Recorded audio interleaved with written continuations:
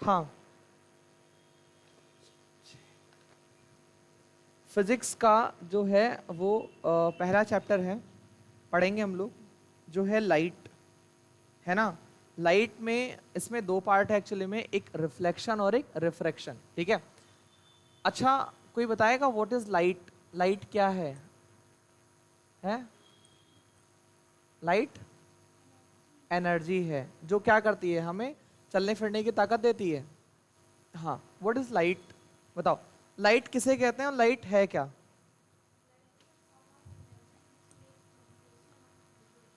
Okay, पता है, लेकिन वो खुद नहीं दिखाई देती है कि लाइट तुम्हें खुद दिखाई देती है? बताओ, क्या तुमको लाइट दिखाई देती है कि लाइट से आप चीजें देखते हो? लाइट से आप चीजें देखते हो बट लाइट खुद नहीं दिखाई देती है ना। वो क्या होती है आपकी? इनविजिबल होती है। हाँ, बट वो क्या करती है, दूसरी चीजों को सेंस करने के हमारे काम आती है। अगर लाइट ना हो तो आप दूसरी चीजों को नहीं देख सकते हो। एक छोटा सा एग्जांपल देखो, चलो मुझे बताना, सब लोग कोशिश करना, जो बता पाएगा उसको एक मेलोडी वाली टॉफी इनाम, है ना। सपोज दैट ये एक घर है, दिख रहा है या थोड़ा लाइट है ये? उस रूम में ना मार्कर और इंक होगा, उठा लो यार, वहीं खिड़की पे रखा होगा बड़े वाले रूम में, उधर से, उसे नहीं जा पाया। ठीक है, देखो, ये थोड़ा हल्का चल रहा होगा, चल रहा है। देखो, तो ये कह रहा है कि जो लाइट है एक्चुअली में ये एक फॉर्म ऑफ एनर्जी है ना। ये हमें क्या करती है, देखने में हेल्प करती है, मतलब इसकी वजह से हम चीज़ों को सेंस कर पाते हैं, देख पाते हैं, ठीक है, बराबर। अब एक बात बताना, सपोज दैट ये एक रूम है, ये एक्चुअली में एक डार्क रूम है। ये कैसा रूम है? एक डार्क रूम है, ठीक है। मार्कर दे दो अभी, ठीक। हाँ? हट, तुम पढ़े हो, रिवीजन करा रहे हैं तो होगा नहीं, तुम मत बोलना फिर, ठीक। ये मान लो कोई बैठा हुआ है अंदर, है ना, वो जैसे होता नहीं वोडाफोन वाले में ऐसे, ठीक। ये मान लो अंदर ऐसे बैठा हुआ है और आप ऐसे बाहर घूम रहे हो, है ना, चश्मा लगा के ऐसे बाहर आप घूम रहे हो। तो एक बात बताओ कि आप इसको देख पाओगे या ये आपको देख पाएगा? कौन किसको देख पाएगा? वो हमको देख पाएगा। क्यों देख पाएगा? हाँ, एक्चुअली में जो हमारे आंख से लाइट निकलेगी वो डार्क रूम में नहीं पहुंच पाएगी, इसका मतलब लाइट इसको सेंस नहीं कर पाएगी, लेकिन इसकी आंखों से जो लाइट निकलेगी वो हमको सेंस करके वापस से इसको बता देगी, है ना। दरवाजे से, दरवाजे से, दरवाजा बनाना भूल गए यहाँ पे, ठीक है, समझ गए।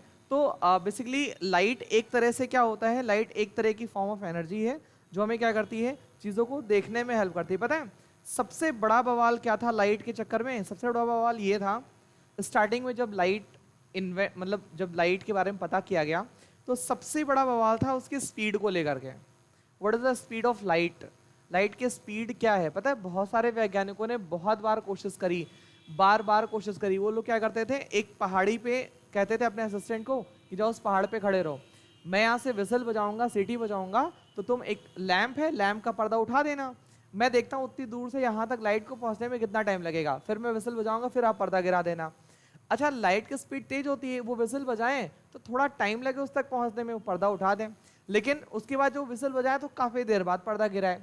तो लोगों को ये लगा कि यार, वैज्ञानिक जो थे उनको लगा कि लाइट की स्पीड आप नॉर्मली ऐसे नहीं चेक कर सकते हो। तो लाइट की स्पीड चेक करने के लिए जो जुपिटर आपका प्लैनेट है, उसका जो छोटे छोटे प्लैनेट्स होते हैं ना भाई, जैसे आपकी अर्थ है, इसके चारों तरफ जो चक्कर लगाते हैं सैटेलाइट, मून हो गया, है ना, ऐसे जुपिटर के मून को देखा गया और सैटर्न के मून को देखा गया, ताकि हम लोग डिस्टेंस में जब देख सकते हैं तो लाइट की स्पीड निकाल सकते हैं। तो जब यहाँ से अर्थ के बाहर के डिस्टेंस को हम लोग देखने लगे, तब जाकर के हमें एक्चुअल में लाइट की स्पीड पता चली। अच्छा, ये बवाल खत्म हुआ। इस बवाल के बाद एक बवाल और शुरू हो गया। वो बवाल था आपका कि लाइट वेव है या पार्टिकल है।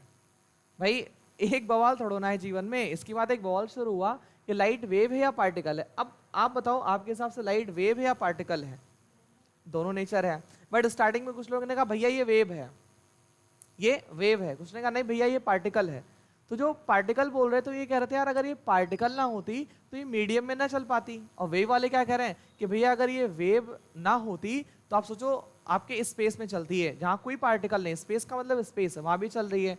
इट मीन्स ये क्या है आपका, ये एक तरह से पार्टिकल है। कुछ लोगों ने कहा सर अगर ये पार्टिकल नेचर का होता तो मतलब इसके अंदर बहुत ज्यादा एनर्जी होती। उन्होंने कहा नहीं, पार्टिकल है बट ये बंडल्स के रूप में चलता है। लाइट जो होता है एक्चुअल में ये बंडल के रूप में चलता है, मोटा सा बंडल, एक बीम ऑफ लाइट उस टाइप में चलता है।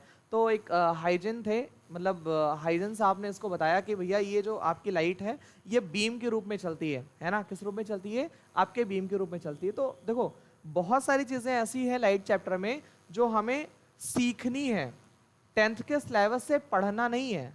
अच्छा, बहुत से लोग सोचते हैं कि 10th का सिलेबस है मुझे पढ़ना है। एक्चुअली में पढ़ना नहीं है आपको, ये सीखना है बेटा। 10th आपके सीखने के लिए होता है, 9th एंड 10th। जो एक्चुअल में आपकी बुद्धि को इन्हेंस करता है वो होता है आपका 9th एंड 10th, ठीक है? क्योंकि इसमें आप चीज़ों को सीखते हो। जैसे अभी आपको 2 तरह के मिरर पढ़ाए जाएंगे, है ना? 2 तरह के मिरर पढ़ाए जाएंगे। एक को हम लोग बोलेंगे कॉनकेव और एक को बोलेंगे हम लोग क्या, कॉन्वेक्स मिरर बोलेंगे, है ना? एक को बोलेंगे कॉनकेव और एक को बोलेंगे हम लोग कॉन्वेक्स। जैसे देखो अगर हम बात करें, कपड़ा कहाँ गया, एक मिनट।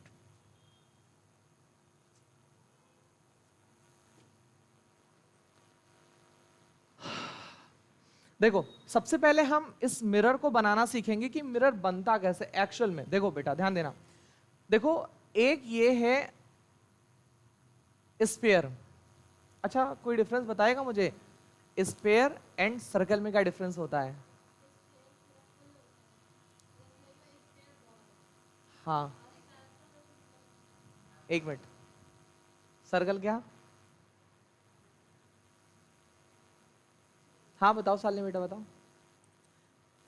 बास्केटबॉल, हाँ हाँ।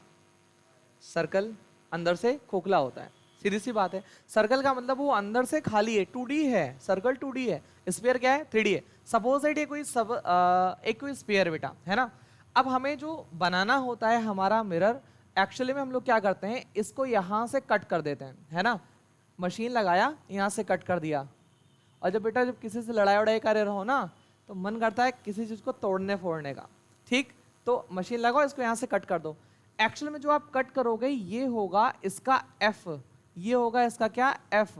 और ये जो एक्चुअल का इसका जो सेंटर होगा बेटा ये सी होगा। ये क्या होगा आपका, ये आपका सी हो जाएगा, ठीक है? इतनी बात समझ गए? अब एक सेकेंड रुको, मैं इसको दिखाता हूँ। अब जैसे ये है, आप इसको सेम टू सेम ऐसे लिख सकते हो कि सर मेरे पास 2 मिरर तैयार हो गए। एक मिरर ये तैयार हो गया, है ना? और एक मिरर हमारा ये तैयार हो गया, ठीक? एक मिरर आपका ये तैयार हो गया, ये वाला पार्ट, और एक ये वाला पार्ट। एक के अंदर हम शेडिंग ऐसे कर देंगे, है ना? एक के अंदर हम लोग शेडिंग ऐसे कर देंगे, अंदर का मतलब पीछे साइड में शेडिंग कर देंगे, क्योंकि बेटा बिना शेडिंग के हमें अपना रिफ्लेक्शन दिखाई नहीं देगा, कि देख सकते हो। और एक के साइड में शेडिंग इधर कर देंगे, है ना? एक के साइड में क्या कर देंगे हम लोग, शेडिंग इधर कर देंगे, ठीक? अच्छा बेटा कितने लोगों को बचपन में इस बात के लिए डांटा गया है कि मिरर को धूप में ना चमकाओ नहीं तो मिरर अंधा हो जाएगा? बचपन में डांट खाए हो कि मिरर को धूप में ना चमकाओ नहीं तो मिरर अंधा हो जाएगा? तुम लोग डांट नहीं खाओगे, तुम डांट खाओ भैया, खाए हो ना? क्यों ऐसा, मतलब पूछा कभी घर वालों से क्यों अंधा हो जाएगा, या कभी करके देखा? मान लो कोई ना हो, यार देखते हैं कैसे होता है, लेकिन हुआ नहीं तो घर वालों को बोला नहीं कि तुम गलत बताते हो, पढ़े लिखे नहीं हो, है? नहीं बोला। होता क्या एक्चुअली पता है, जो हाँ कोई नहीं मानता बेटा, जैसे बड़े होने पे बेवकूफ़ी कम हो जाती है, ये जो छोटी मोटी बेवकूफ़ी थी छोटे होने की होती है ना? और हमने क्या किया था, हमने भी ऐसे एक बार घर वाले ने डांटा, हमने कहा ठीक है कोई नहीं। तो हम शाम के टाइम, मतलब जहाँ धूप आ जाती है सुबह सुबह के टाइम में, वहाँ ऐसा शीशा सामने रख दिया मैंने, ठीक है? और छोटे थे, रख करके भूल गए, हम थे छोटे, मेरे भैया थे, आई थिंक ज़्यादा नहीं, 3-4 साल के रहे होंगे। तो ऐसे रख करके छोड़ दिया, ठंडक का टाइम था, ठंडक में धूप भी बहुत कम आती है। क्या हुआ कि उस टाइम मेरे यहाँ रिलेटिव आए थे कुछ, मतलब एक भैया थे वो आए हुए थे। अब भगवान की महिमा समझो, जो भी समझो, लाइट, सूरज निकला, मतलब लगभग 10-11 बजे करीब में उस शीशे में डायरेक्ट लाइट पड़ा और एक लोगों के घर में जाने लगी, सीधे लाइट जाने लगी। अब उन्होंने वहां से देखा कि कोई शीशा चमका रहा है। जैसे मेरे यहाँ रिलेटिव वो भैया लोग पहुंचे, मतलब वो बड़े बड़े थे, वो तुरंत आए लड़ने कि तुम आए हो मेरे घर में शीशा चमका रहे हो, ठीक है। अब वो बेचारे जस्ट पहुंचे ही तो उन्हें कुछ पता ही नहीं, मतलब अब ये अचानक से कोई पहुंचेगा, इसे बोलोगे तो क्या ही समझेगा। अच्छा, सारा लड़ाई झगड़ा हुआ, उसके बाद फिर जब ऊपर गया तो शीशा वहीं का वहीं रखा हुआ था और हम चुपचाप छिप गए। हमने कहा भैया गलती तो हमारी ही है, क्योंकि रखा तो मैंने ही था और मुझे ही नहीं पता था कि मतलब इससे लड़ाई होगी या जो भी होगा, क्या ही जानकारी थी, कुछ नहीं जानकारी थी, बट नहीं हुआ। तो उस टाइम तो मुझे लगा कि हाँ घर वाले झूठ बोलते हैं कि शीशा इनका ना खराब हो, 10 रुपए के शीशे के लिए बच्चों को डांटते रहते हैं, छोड़ो हटाओ। फिर जब बड़े हुए तो पता चला एक्चुअल में जो शीशा अंधा हो जाता है वो बहुत एंशिएंट टाइम के होते थे। इसके पीछे चांदी की पेंटिंग होती थी। चांदी की पेंटिंग बेटा धूप से रिएक्ट करके वहां से वो चांदी हट जाता था। तो जैसे चांदी हट जाएगा तो आपको आर पार दिखने लगेगा। भाई शीशा ही ट्रांसपेरेंट ही तो होता है, अगर वहां चांदी की पेंटिंग होती, धूप में चमकता, वो आर पार दिखने लगता, फिर घर वालों की बात सही होती कि वो क्या हो गया, अंधा हो गया। बट एक्चुअल में वो मतलब क्या लगा होता है आजकल यहाँ पर सेल्यूलोज, या आपने देखा होगा कुछ गेरुआ टाइप का पेंट लगा होता है, मतलब वो टोटल गेरुआ नहीं होता है लेकिन वो सेल्यूलोज की पेंटिंग होती है और मतलब वो हल्का सा रेड कलर का पेंट कर देते हैं, उससे हमको पार नहीं दिखाई देता। ये उसकी शेडिंग है ताकि हम लोग रिफ्लेक्शन देख सकें। अब बेटा आपको ये दो मिरर पता है ना, ये दो मिरर, आपका ये कॉनकेव मिरर है और ये कौन सा है आपका कॉन्वेक्स मिरर है, ठीक है बेटा। इसको हम लोग बोलते हैं कन्वर्जिंग मिरर और इसको हम लोग क्या बोलते हैं, डाइवर्जिंग मिरर बोलते हैं। What the mean of converging and diverging, दोनों का मतलब क्या है, कन्वर्जिंग और डाइवर्जिंग का मतलब क्या होगा। इसको मिटा देते हैं, हम यहाँ मिरर बनाते हैं फिर आपको समझाते हैं, है ना। बताओ कन्वर्जिंग और डाइवर्जिंग का मतलब क्या होगा।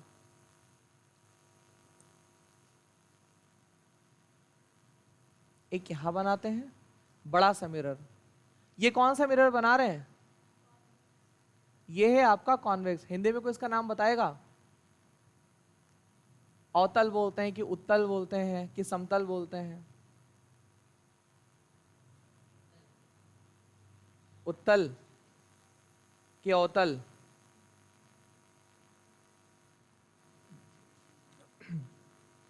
सेटिंग कर लेना अपने आप। देखो आज आर्ट अच्छी बन रही मुझे लग रहा थोड़ा थोड़ा।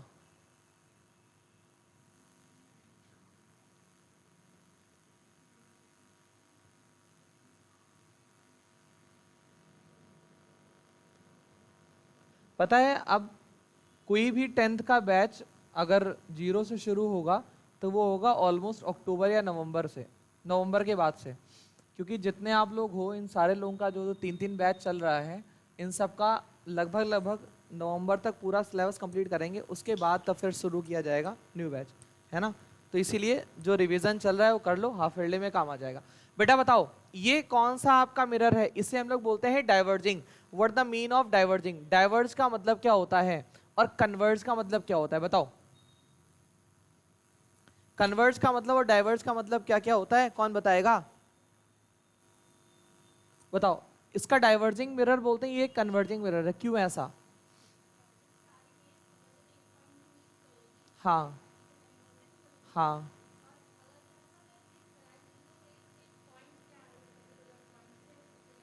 पर्टिकुलर पॉइंट से आ रही है या ऐसा महसूस होगा कि पर्टिकुलर पॉइंट पर मैच कर रही है बट होती नहीं है। ठीक, देखो इमेजिनरी, गुड, देखो इधर देखो बेटा, सपोज दैट कोई पैरेलल लाइन आ रही है ना, इसे एक्चुअल में मैं इधर बढ़ा देता हूँ, है ना, इसे एक्चुअल में मिलना तो चाहिए एफ पर, है ना, बट ये मिलती नहीं है, ऐसे ही चली जाती है, यानी ये जो आपकी लाइन है ये ऐसे वापस चली जा रही है। एंड देन सेकेंड ऐसे आ रही है, इसे मिलना तो चाहिए एफ पर बट ये इसी डायरेक्शन में ऐसे चली जा रही है, मतलब इसी एंगल में जाएगी, है ना। बेटा थर्ड देख लो, ये थर्ड पे आ रही है ना, ये भी एक्चुअल में इसे मिलना तो चाहिए आपके एफ पर बट ये इसी डायरेक्शन में ऐसे निकल जाती है। एंड देन फोर्थ ये ऐसे आ रही है बेटा, है ना, इसे मिलना तो चाहिए कहाँ पर आपके एफ पर बट ये इसी डायरेक्शन में निकल जा रही है। अब आप देख रहे होगे कि ये जो एक्चुअल में सोर्स ऑफ लाइट लग रहा है, ये लग रहा है कि चारों तरफ से फेंक रहा है, वापस कर रहा है, डाइवर्ट कर रहा है, एक दूसरे दिशा से ही वापस कर रहा है ना, कि भैया जाओ दूर दूर भेज रहा है, यानी डाइवर्ट कर रहा है। कॉल डाइवर्टिंग होता है ना फोन पे, डाइवर्ट करना मतलब इधर उधर भेज देना, ये डाइवर्ट कर रहा है। अच्छा इसमें देख लो बेटा ये फोकस है जो आपके अंदर बहुत कम होता है, ये होता है फोकस। अच्छा ध्यान लगा के पढ़ने का कोई तरीका है कि अगर मतलब नहीं पढ़ाई हो पा रही है तो ध्यान कैसे लगाया जाए, क्या तरीका बताओ? सेब खाने से ध्यान लगता है, मुझे लगता है 2-3 सेब खा लो तो नींद आ जाए, ग्लूकोज की मात्रा होती है, नींद नहीं आती है। और कोई कहता हूँ पढ़ते ही सब ध्यान लगाने की तो बहुत दूर की बात, जब पढ़ेंगे तब तो सोचेंगे ध्यान कैसे लगाया जाए। देखो पहले पढ़ने जब आप बैठते ना एकदम स्ट्रेट होकर कैसे बैठते हो, उसके बाद 10-15 मिनट बाद फिर ऐसे हो जाता है, आधे घंटे बाद फिर ऐसे, फिर सोचते हो यार दिन भर तो मेहनत किए, लाओ थोड़ा सा लेट के पढ़ लें। बस जैसे लेटते हो हनुमान जी की तरह उल्टे लेट के ऐसे पैर जाने लगते हो, धीरे धीरे चल चांद गगन में। बस 15 मिनट बाद सोचते यार थोड़ा सा सोएंगे, बस आधा घंटा सोएंगे, उसका उठ जाएंगे, फिर आधा घंटे की नींद कब 2-2.5 घंटा हो जाता है पता नहीं लगता है। ऐसा सुबह जब आपका अलार्म बजता है, सुबह आप लगाते हो अलार्म 5 बजे का, 5 बजे का बंद कर देते हो, 5 मिनट बाद पक्का उठ जाएंगे और आँख खुलती सीधे 8 बजे, अरे स्कूल था मेरा आज तो छोड़ दिया। ठंडक में ज़्यादातर ये होता है, गर्मी में तो थोड़ा कम होता है ना। तो ये सीन है, देखो ध्यान लगा करके इसको देखना, ये है बेटा फोकस। और फोकस मतलब क्या होता है कि इसे बनाएंगे है कि अगर कोई रे प्रिंसिपल एक्सिस के पैरेलल आती है, मुख्य अक्ष के पैरेलल आ रही है, तो वो कहाँ से गुजरेगी बेटा? फोकस से गुजर गई, मुझे लगा नहीं गुजरेगी, एरो हो गया, ठीक है। और इसको भी गुजार देंगे बेटा, माफ करना अगर थोड़ा सा गड़बड़ हो जाएगा तो आप लोग गुजार देना, देखो गुजर गया, ठीक है, ये दोनों गुजर गए।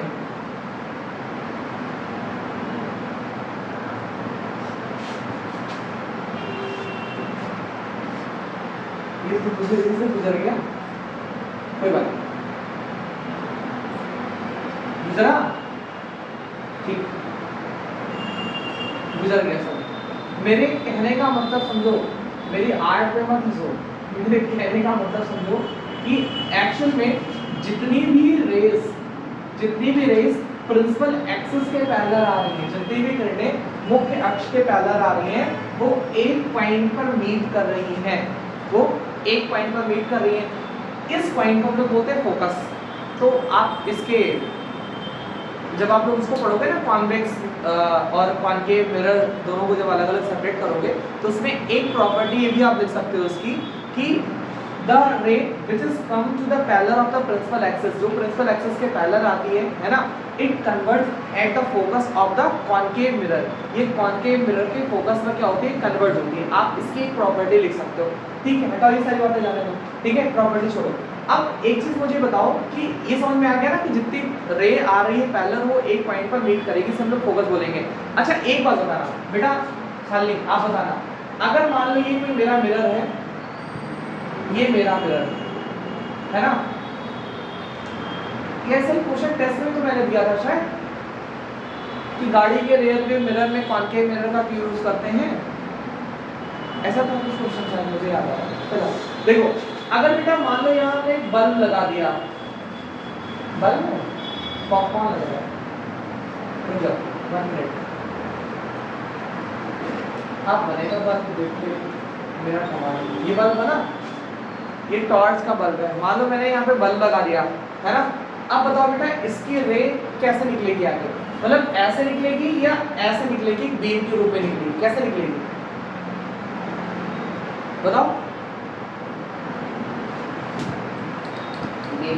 बीम के रूप में निकलेगी। क्यों निकलेगी बीम के रूप में? क्योंकि फोकस पे रखा। देखो बेटा ध्यान देना, एक चीज बताओ, जैसे अगर आपको आपका फ्रेंड एक कंटाप मार सकता है तो आप भी तो उसे मार सकते हो, है ना बेटिया?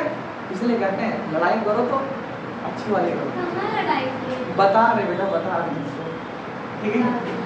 देखो इधर देखो, ये एक्शन में फोकस है, तो अगर कोई रे ऐसे आ रही है फोकस से गुजर रही है बेटा, तो अगर हम किसी बल्ब को फोकस पे रख देंगे, इसको बहुत ध्यान से समझना, आपके घर में जो टॉर्च यूज होता है ना बेटा, वो इसी प्रिंसिपल पे काम करता है, ठीक है। ये मान लो हमने एक यहाँ पे बल्ब लगा दिया है ना, तो बेटा इससे जो रे निकलेगी ना वो एक्चुअल में ऐसे जाएगी, ऐसे जाएगी, ऐसे जाएगी और ऐसे जाएगी। और जो रे ऐसे निकल करके जाएगी आपके मिरर से टकराएगी, वो प्रिंसिपल एक्सिस भी क्या हो जाएगी, पैरेलल हो जाएगी। मतलब अगर ऐसे आ रही है तो प्रिंसिपल एक्सिस भी क्या हो जा रही है, आपके पैरेलल हो जा रही है। लेकिन टॉर्च में तो लाइट यहाँ पे पोल पे होती है।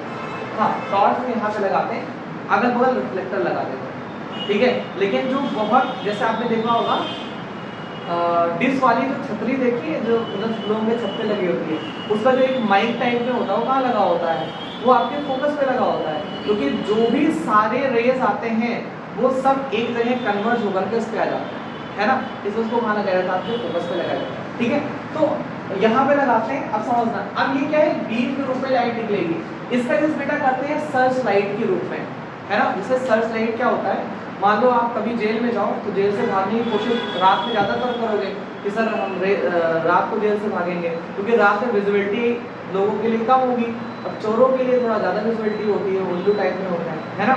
तो जब आप भागोगे तो जेल वालों को खोजना तो पड़ेगा, तो उन्हें कुछ ऐसी लाइट चाहिए बेटा जो एक जगह में फोकस करे, जो क्या करे, एक जगह पे बीम के रूप में फोकस करे। तो ये बीम के रूप में ज़्यादा सी लाइट निकाल करके एक जगह में फोकस करेगा और फिर वो आपको आराम से खोज लेंगे।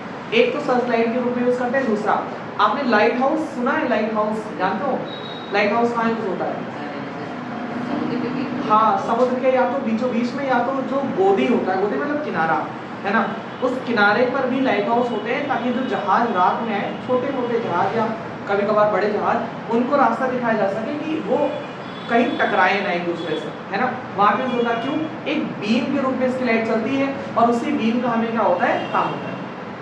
तो अब देखो, ये है डाइवर्जिंग, ये कहाँ यूज होगा, ये कहाँ यूज होगा, बताओ कहाँ यूज होगा?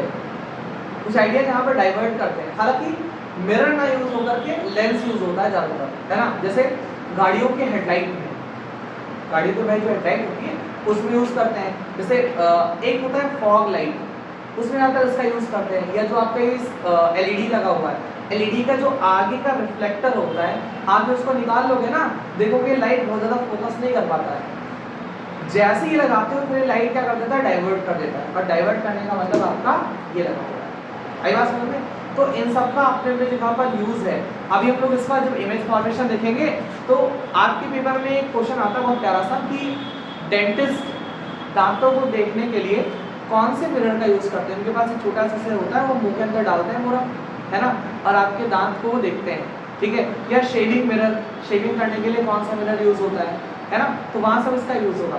ये बताओ, कन्वर्जिंग एंड डाइवर्जिंग ये दोनों समझ में आया कि क्या होता है कन्वर्जिंग, क्या होता है डाइवर्जिंग, कैसे दोनों वर्क करते हैं, समझ में आया? ठीक है, चलो हम लोग थोड़ा सा आगे बढ़ेंगे। एक चीज और ध्यान दो, एक चीज क्या, दो चीज ध्यान दोगे। एक बात मुझे बताओ, सब लोग बच्चों में क्रिकेट खेलो नहीं खेलो?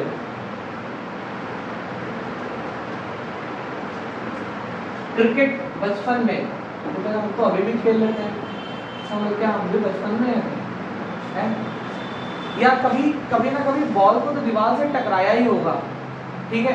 एक बात बताओ, अगर दीवार ऐसी अच्छी सी खासी है जिसमें मानो टाइजर लगा हुआ है, तो आप जब टकराओगे तो जिस डायरेक्शन में आप फेंकना चाहोगे उस डायरेक्शन में हो जाएगी, या अगर आप ऐसे फेंकोगे तो आपके पास वापस आएगी। और यही दीवार हो उबड़ खाबड़, कुछ ईंटें बाहर निकले, कुछ अंदर हो, जैसे रोड खड़ंजे वाली होती है ना भाई। रोड कैसे होती है, खड़ंजे वाली होती है। भारत एक ऐसा मतलब डेवलप कंट्री है ना, जहाँ पर रोड पहले बनाते हैं, फिर बाद में आता था नाली तो बनाए ही नहीं, फिर रोड को खोदते हैं, फिर नाली बनाते हैं, फिर थोड़ी देर बाद आता है अरे यार टेलीफोन का तार तो डालना भूल गए, फिर से खोदते हैं, टेलीफोन का तार डाल रहे हैं, सब सही होता है। फिर अरे यार गैस पाइपलाइन डालना भूल गए, फिर खोदते हैं, फिर गैस पाइपलाइन डालते हैं, ठीक। तो ये ऐसी जगह है, तो यहाँ की रोडें तो जाहिर सी बात है 10 दिन 15 दिन 20 दिन के बाद वो अच्छी हो जाती है। तो जैसे सरफेस रहेगा, सपोज रेडी बेटा स्मूथ सरफेस है, इस स्मूथ सरफेस पे आपको रिफ्लेक्ट, अगर आपने बॉल फेंका तो अच्छे से होगा। अगर एक सरफेस रफ होता बेटा तो जो रिफ्लेक्ट होगा वो कैसा होगा, वो बेकार सा होगा। अच्छा अब आप सोचो, ऐसे रिफ्लेक्शन के लिए लाइट है, सपोज इट स्मूथ सरफेस है तो रिफ्लेक्शन अच्छे से होगा कि नहीं होगा। और अगर यही सरफेस जो है रफ है तो रिफ्लेक्शन कैसे होगा, अच्छे से हो पाएगा, अच्छे से पॉसिबल नहीं हो पाएगा। यानी स्मूथ सरफेस पे रिफ्लेक्शन अच्छा होता है, और जो स्मूथ सरफेस नहीं होता उसमें रिफ्लेक्शन क्या होता है, बहुत मतलब बहुत बुरा सा होता है, क्योंकि लाइट इधर उधर जो है वो डाइवर्ट होता है, ठीक है। बोल, तो ये इतना था, मैंने आपको इसको बता दिया। Reflection of light. Okay, reflection of light में आप लोगों ने 9th में क्या पढ़ा होगा? 9th में हम लोगों ने या 8th में आप लोगों ने कुछ रूल्स पढ़े होंगे रिफ्लेक्शन के, जो कि मैं आपको फिर से एक बार याद दिलाता हूँ। कौन साइन आई और साइन आर जानता है? साइन आई और साइन आर है 1 मिनट। सही है, कोई आप ये नहीं कह रहे हैं गलत है। एक सिंपल मिरर बनाते हैं पहले। अगर ऐसे ना बूझ पाओ तो ऐसे बनाते हैं, आप बूझोगे ठीक। ये मान लो कि रे आ रही है और ये वही रे रिफ्लेक्ट होकर चली जा रही है। This is what? This is colouring, मतलब शेडिंग। ओके, एक बीच में लाइन बना देते हैं नॉर्मल है, तो नागिन डांस करने लगा।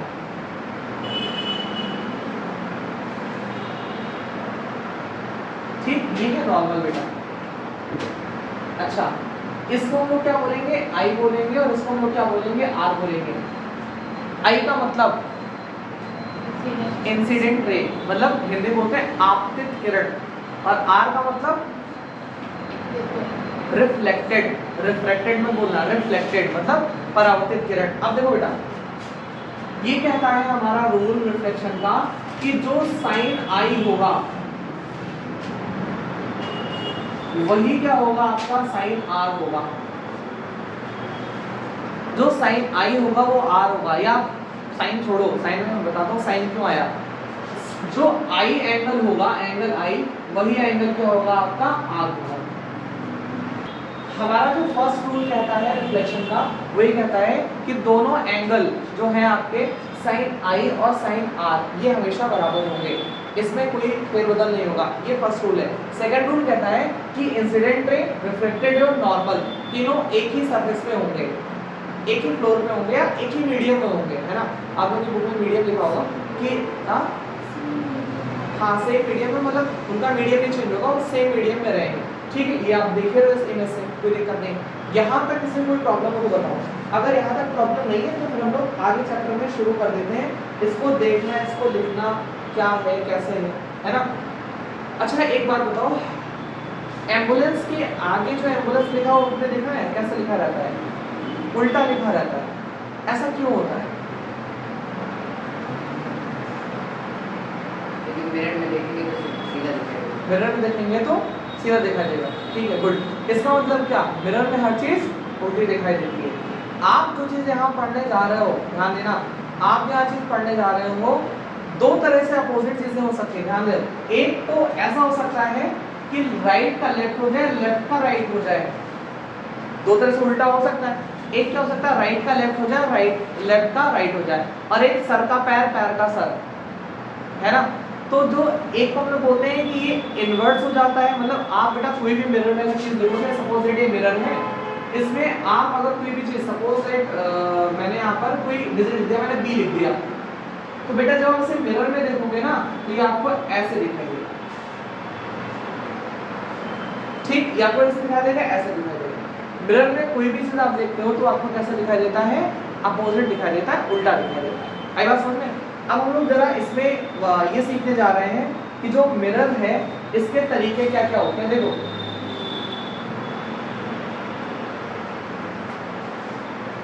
दो रूल होते हैं बेटा मिरर में भी, दो रूल होते हैं। एक रूल ये होता है कि सपोज दैट कोई भी मिरर ले लो, चलो इसमें पहले फोकस कर लेते हैं, है ना? This is concave mirror. ये कौन सा मिरर है आपका? Concave mirror. बेटा एक बात बताओ, बात क्या बताऊँ मैं, खुद बता देता हूँ। इसको हम लोग बोलते हैं पी। पी मतलब पोल, जो आप अपना छिपाते हो आप लोग, है ना? फिर पोल ना खोल दे, घर से बात करेंगे तो पोल डूब जाएंगे। हिंदी में बोलते हैं इसको ध्रुव। ठीक है, गुड। ये है एफ। एफ मतलब जिसकी कमी आपके अंदर रहती है ना? ये है जो आप लोग अपनी खुलने से बचाते हो, ये जिसकी आपके अंदर कमी रहती है ना? और सेम डिस्टेंस पर होता है सेंटर ऑफ कर्वेचर, या सेंटर जिसके, जैसे मान लो मम्मी पापा है, ठीक है, आपके सेंटर में मम्मी पापा है, यानी आपको करना क्या है? उनकी बातें ज्यादा माननी है भाई, जाहिर सी बात है। तो इतनी चीजें आप समझ गए अब देखो बेटा दो रूल होते हैं, एक तो ये होता है कोई भी अगर रे प्रिंसिपल एक्सिस के पैरेलल आएगी तो कहाँ से होकर के जाएगी, वो आपके फोकस से होकर के जाएगी बेटा, कहाँ से होकर जाएगी, आपके फोकस से होकर जाएगी, एक रूल। दूसरा रूल बेटा ये कहता है कि अगर कोई भी रे सेंटर से होकर आएगी तो वो सेंटर से क्या हो जाएगी, वो वापस चली जाएगी। अगर कोई भी रे सेंटर से होकर के आएगी तो सेंटर से होकर के वापस चली जाएगी। अब इसका रीजन क्या हो सकता है भाई, हम तो ये समझ लिए सेंटर से होकर आएगी सेंटर से वापस चली जाएगी। इसका रीजन आपको ना मिलेगा स्फीयर में, जो मैंने गोला बनाया था। क्योंकि सेंटर जो होता है किसी भी चीज का सबसे डेंस पॉइंट होता है, सेंटर सबसे डेंस पॉइंट होता है। जैसे आप लोग 11 में पहुंचोगे तो आप लोगों को पढ़ाया जाएगा न्यूक्लियस। हर एक चीज का एक न्यूक्लियस होता है, एक मिड पॉइंट होता है। जैसे अगर आपको पेन ऐसे रोकनी है तो आप रोक सकते हो। बेसिकली जब इसकी सेंटर ऑफ मास या न्यूक्लियस पे अगर आप ये आ गया तो ऐसा रुक जाएगा ना, ठीक है। ये इसका न्यूक्लियस समझ रहे हैं। बहुत से लोग उंगली पे थाली नचाते हैं, देखा आपने थाली नचाते हुए, बॉल नचाते हैं, बॉल भी नचा लेते हैं, ठीक है। फुटबॉल भाई, फुटबॉल बॉल को नचा पाएगा, इंसान को भी नचाते हैं उंगली पे, है ना। बहुत से लोग इंसान को भी उंगली पे नचाते हैं। हम जैसा कह देंगे वैसा ही करेंगे, कुछ लोगों को ऐसा लगता है, लोग करते भी हैं, ठीक है। तो वो सब क्या होता है, वो सेंटर होता है। एक्चुअल में सेंटर बहुत डेंस होता है। तो लाइट की रे जो होती है वो जाती है और उसी रास्ते से क्या हो जाती है, वापस हो जाती है। दो रूल समझना, अगर कोई रे प्रिंसिपल एक्सिस के पैरेलल आ रही है तो फोकस पे हो जाएगी। सेकंड है, अगर कोई रे सेंटर से होकर आती है तो सेंटर पे वापस चली जाएगी, कोई दिक्कत नहीं। दो रूल हो गया। तीसरा समझना बेटा, अगर कोई रे यहाँ पे ऐसे हिट कर रही है तो इसी एंगल पे निकल करके जाएगी, यानी जो एंगल ये रहेगा वही एंगल ये रहेगा। बस ये तीन रूल है। और एक रूल और है कि अगर कोई भी ऑब्जेक्ट है बेटा तो हमेशा इससे दो रे निकलेगी, हमेशा एक ऑब्जेक्ट से दो रे निकलती है। क्यों दो निकलती है ये बताओ। जैसा मैं एक बनाते जैसे पता है बेटा, ट्रेन में से जब बैठते हैं तो बगल वाले तो सिर्फ सूखती दिया करते हैं एक दूसरे को, हाँ सूखती देते हैं एक दूसरे को। इधर देखो, मैंने दो चीजें आपको बता दी, एक चीज आप फोकस कर लो, बस ज़्यादा नहीं फोकस करना है, बतियाओ ना निकल लोगे, ठीक। जैसे मान लो कोई बेटा ये मिरर है, इससे पहले कोई ऐसे ऑब्जेक्ट रखते हैं बेटा, इससे हमेशा दो रे निकलेगी, एक तो जाएगी वो फोकस से पे चली जाएगी और एक सेंटर ऑफ कर्वेचर है यहीं से जाएगी तो यहीं से वापस चली जाएगी, ठीक है। एक ऑब्जेक्ट से हमेशा दो रे निकलती है, तीसरी क्यों नहीं निकलती, और क्यों दो ही निकलती है, क्या रीजन है इसके पीछे, क्या रीजन हो सकता है? 8 बार वाले बताओ क्या रीजन हो सकता है। बताया मैंने, क्योंकि बताया आप कोई भी चीज देखते हो 2D में देख पाते हो, 3D में देख पाते हो। आप कोई भी चीज देखते हो ना तो आप 2D में देखोगे। 2D का मतलब जैसे आप हमको देख रहे हो तो मेरी लंबाई और चौड़ाई देख पा रहे हो, मेरी मोटाई नहीं देख पा रहे हो कितने मोटे हैं, डेप्थ नहीं दिख रहा आपको, क्यों दिख रहा है, नहीं दिख रहा है ना, साले कहने मुझे पता है कितने मोटे हैं, है ना। तो बेसिकली लंबाई और चौड़ाई दिखती है, मोटाई नहीं दिखती है, यानी आप चीज़ों को 2D में देख पाते हो। 2D का मतलब दो रेस, इसलिए आपके मिरर में कितनी रेस निकलती हैं, सिर्फ और सिर्फ दो रेस निकलती है, तीसरी नहीं निकलती, ठीक है। दो रेस पर हम लोग फोकस करके सेक्शन देखेंगे। अब हमको इमेज फॉर्मेशन देखना है ना। 6 टाइप के इमेज फॉर्मेशन हम लोग देखना शुरू करेंगे कि कैसे कैसे इमेज फॉर्मेशन इसके अंदर होता है, ठीक। आप लोग अगर चाहो तो हेडिंग डाल सकते हो, इमेज फॉर्मेशन इन कॉन्केव मिरर, है ना।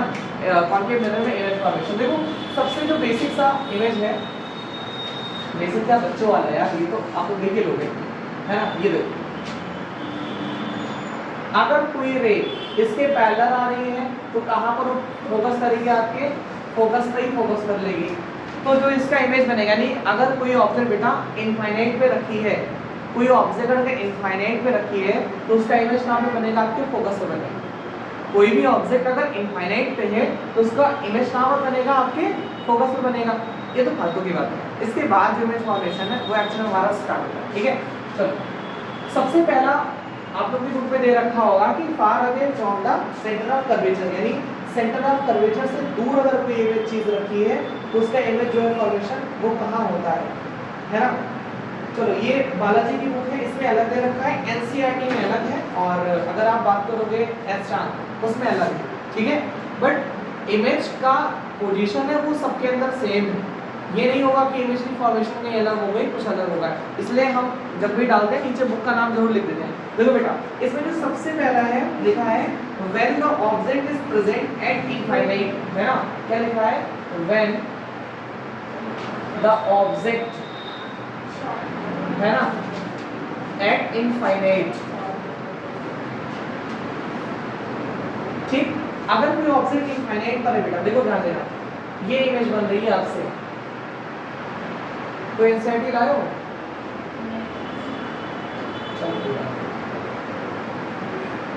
देखो ये बता रहा है कि अगर कोई ऑब्जेक्ट इनफाइनाइट पर है बेटा, तो मैंने आपको बताया था कि हमेशा दो रेस निकलती है, तो एक रेस में ऐसे निकाल दी,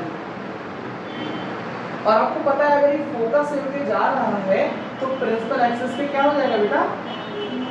पैरेलल हो जाएगा। और एक रे इसने ऐसे निकाल दी, और चूंकि ये सेंटर से होके जा रहा है तो सेंटर से वापस आ जाएगा। अब जो इमेज का फॉर्मेशन होगा वो आपके फोकस में होना चाहिए। थोड़ा बहुत गड़बड़ हो गया, लाइन पटरी से बनाओगे तो सही हो जाएगा, है ना? कहाँ पे होना चाहिए आपके? ये फोकस पे होना चाहिए, यहाँ पे होना चाहिए फोकस, ठीक है? यानी अगर कोई चीज कहाँ रखी है? इनफाइनाइट पे रखी है, एट इनफाइनाइट, तो उसका इमेज कहाँ बनेगा? फोकस पे बनेगा। देखो ध्यान देना, फोकस पे बनेगा, रियल बनेगा, क्योंकि उल्टा है। और आप मिरर में जान लो, इन्वर्टेड इमेज हमेशा क्या होगी? आपकी रियल होगी। इन्वर्टेड इमेज क्या होगी? आपकी हमेशा रियल होगी। तो ये इन्वर्टेड इमेज है, इसका मतलब ये कैसी इमेज है? आपकी रियल इमेज, ठीक है? Good, okay. तो एक तो ये हो गया कि अगर कहे रखिए इनफाइनाइट पे रखा है, इसको देखो ये P है, लिखने की जरूरत मुझे तो नहीं लगता है, आप लोगों को समझ जाओगे। C है, F है, M है, P है, M डैश है, ठीक है? अच्छा, अब ये कह रहा है कि पॉइंट साइज का बनेगा और रियल बनेगा, मतलब बहुत छोटा बनेगा। जाहिर सी बात है छोटा बनेगा, मेरे से तो बड़ा बन गया, क्योंकि पटरी स्केल है नहीं अपने पास, इसलिए बड़ा बन गया। अगर आप बनाओगे कॉपी में बिल्कुल से मेजर करके तो छोटा बनेगा, पॉइंट साइज का बनेगा और रियल बनेगा। मैंने बताया ना रियल क्यों बन रहा है? क्योंकि ये एक्सिस है, कौन सा एक्सिस? Principal axis. इसके नीचे जो भी इमेज फॉर्मेशन होगा वो कैसा होगा? आपका रियल इमेज फॉर्मेशन होगा, ठीक बच्चा? ओके। उसके बाद देखो सेकंड कह रहा है कि far away from the centre, यानी जो सेकंड है वो आपका सेंटर से दूर कहीं रखा हुआ है ना? कहाँ रखा है? आपके सेंटर से दूर रखा है, ठीक है? When the object is present at between infinite and the centre, यानी इनफाइनाइट और सेंटर के बीच में रखा है। देखो ये मैंने बना लिया एक बढ़िया सा कॉन्केव मिरर, मिरर में किसी की पलक है,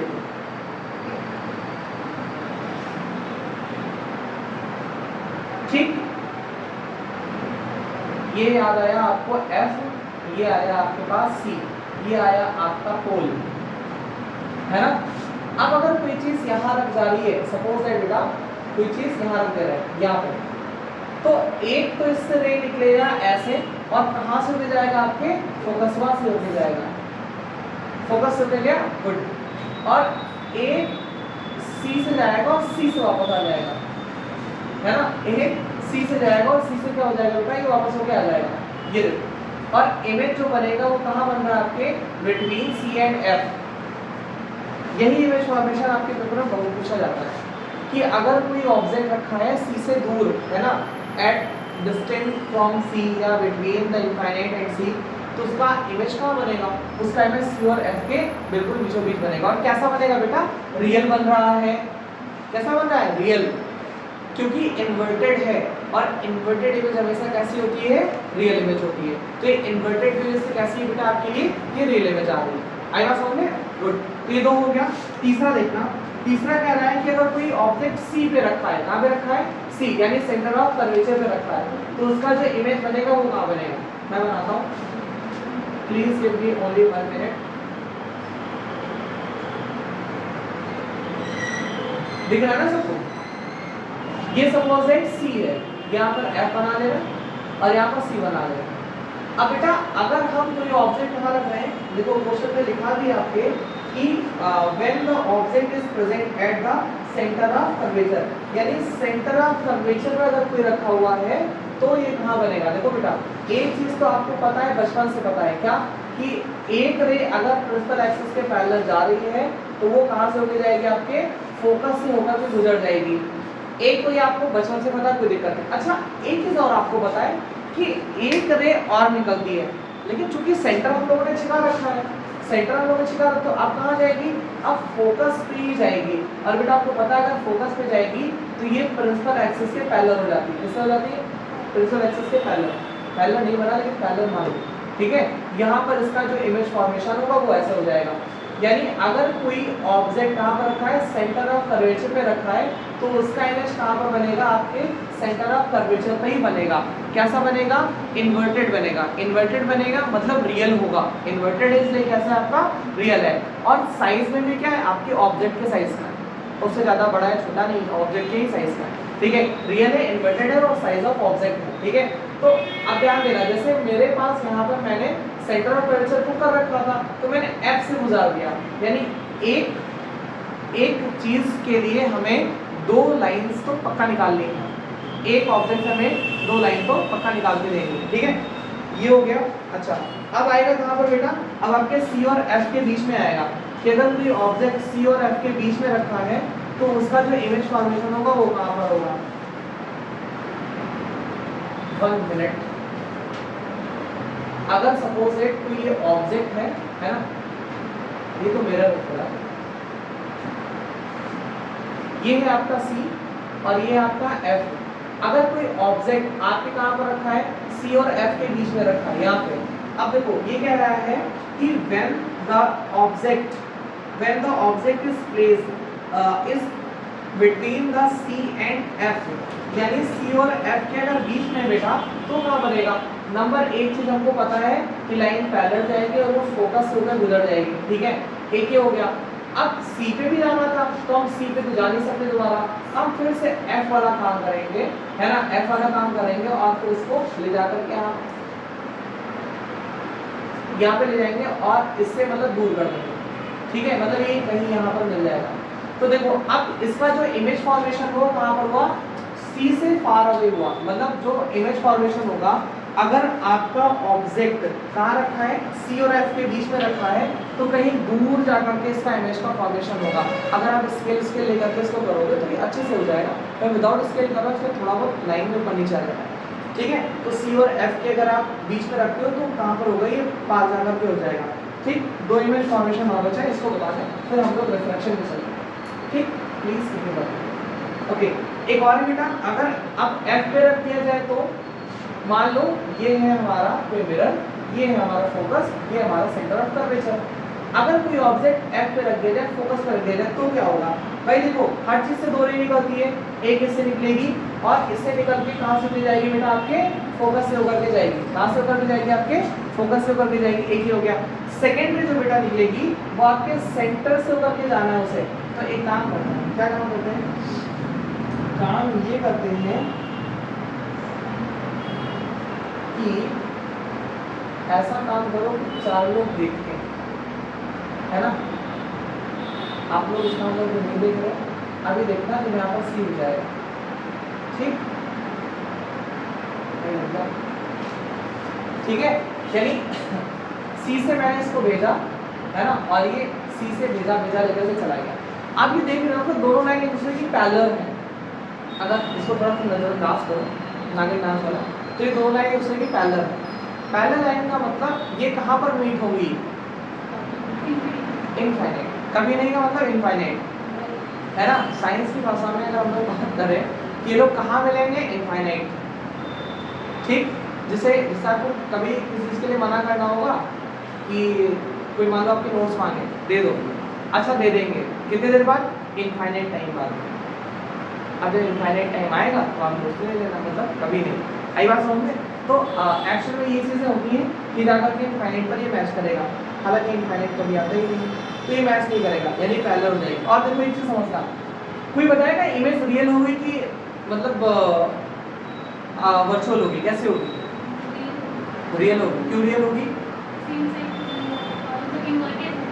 हाँ, इन्वर्टेड है, प्रिंसिपल एक्सिस के नीचे साइड में जा रहा है, और अगर नीचे साइड में जा रहा है इसका मतलब कैसी होगी, ये आपकी इन्वर्टेड है, इसका मतलब रियल होगी और साइज में बहुत ज़्यादा बड़ी होगी, इन लार्ज। हालांकि इनफाइनाइट पे है तो जाहिर सी बात है बड़ी होगी, है ना। एक ये है, एक और है बेटा, इसको बताते हैं, फिर एक और बनाते हैं, बस उसके बाद वो रिफ्लेक्शन में चल जाएंगे, है ना। देखो एक सपोज है ये अभी क्या रहा है, पोल और फोकस के बिचवा में रखा है, ये सपोज है फोकस का है, ये सेंटर का है, ठीक है। कोई ऑब्जेक्ट यहाँ रखा है ना। अब ये ऑब्जेक्ट यहाँ रखा है तो देखो एक रे तो ऐसे गई और इससे होकर के निकल गई, है ना, ये ऐसे हुआ। अच्छा सेकेंड इसने क्या किया है, सेंटर ऑफ कर्वेचर ये यहाँ से गया है ना, और ये दोनों पीछे जाके पीछे जाके पीछे जाके पीछे जाके और पीछे जाके और यहाँ पर ऐसे मैच करते हैं, है ना। अब देखो ये इसीलिए इस मिरर को यूज करा जाता है कहाँ पर, एज अ सेविंग मिरर। क्यों यूज किया जाता है, क्योंकि ये चीजों की इमेज कैसे बना रहा है, सीधा और बड़ा बना रहा है, इनलार्ज बना रहा है। कैसा बना रहा है, सीधा बना रहा है और इनलार्ज बना रहा है। तो आपको जब शेडिंग करना है सपोज है, तो आपको क्या चाहिए, ऐसा कोई मिरर चाहिए जिसमें आपकी दाढ़ी मतलब थोड़ी बड़ी बड़ी दिखाई दे, अच्छे से दिखाई दे, सीधी दिखाई दे भाई, टेढ़ी उल्टी सीधी, मान लो मुंह ऐसे दिखाई दे, कैसे सेविंग कर पाओगे, पता चले ऐसा करना है तो ऐसे कर लो, है ना, मामला नहीं बनेगा। इसलिए इस मिरर को हम लोग कहाँ यूज करते हैं, as a shaving mirror use कर लेते हैं। क्यों, क्योंकि ये एक तो बनाता है आपकी कैसे इमेज, इरेक्टेड बनाता है, मतलब सीधी इमेज बनाता है, और इनलार्ज बनाता है। इस वजह से इसको हम लोग कहाँ यूज करते हैं, as a shaving mirror use कर लेते हैं, ठीक। तो रिफ्लेक्शन में तो यही तक था, रिफ्लेक्शन है ना, मतलब एक मिरर का हमारा हो गया, सेकंड मिरर हम लोग को करना है, ठीक है।